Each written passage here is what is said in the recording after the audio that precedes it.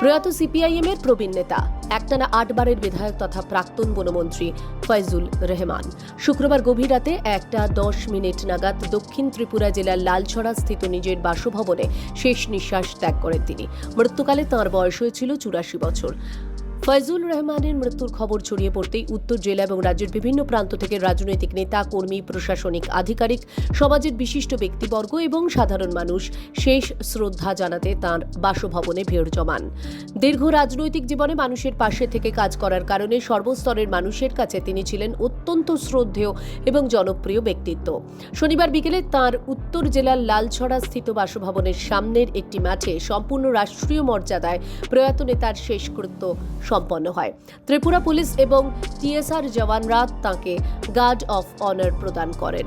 শেষকৃত্য অনুষ্ঠানে উপস্থিত ছিলেন উত্তর জেলার জেলাশাসক চাঁদনী চন্দ্রন, অতিরিক্ত জেলাশাসক দেবযানী চৌধুরী, অতিরিক্ত পুলিশ সুপার কমল দেববর্মা, কদমতলা কুর্তি বিধানসভা কেন্দ্রের বিধায়ক ইসলাম উদ্দিন, বাগবাসা বিধানসভা কেন্দ্রের বিধায়ক যাদবলাল নাথ, যুবরাজনগরের বিধায়ক শৈলেন্দ্র চন্দ্র নাথ সহ অন্যান্যরা।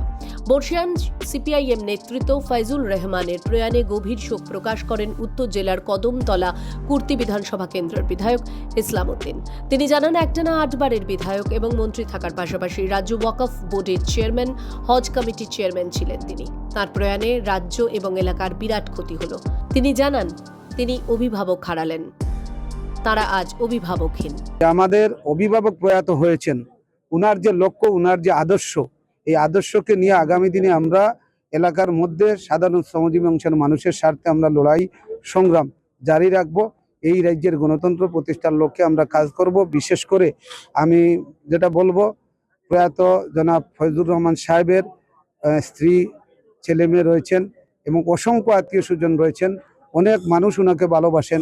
উনার সকলের প্রতি আমরা শ্রদ্ধা জ্ঞাপন করে এবং উনার স্মৃতির প্রতি, আত্মার প্রতি সদ্গতি কামনা করে। উল্লেখ্য, সব মহলে সম্মানিত ছিলেন প্রয়াত ফয়জুল রহমান। তার প্রয়াণে সমাজের সর্বস্তরের জনগণের মধ্যে গভীর শোকের ছায়া নেমে এসেছে। ত্রিপুরা থেকে দেবাশিস বসুর রিপোর্ট, সিএন ত্রিপুরা।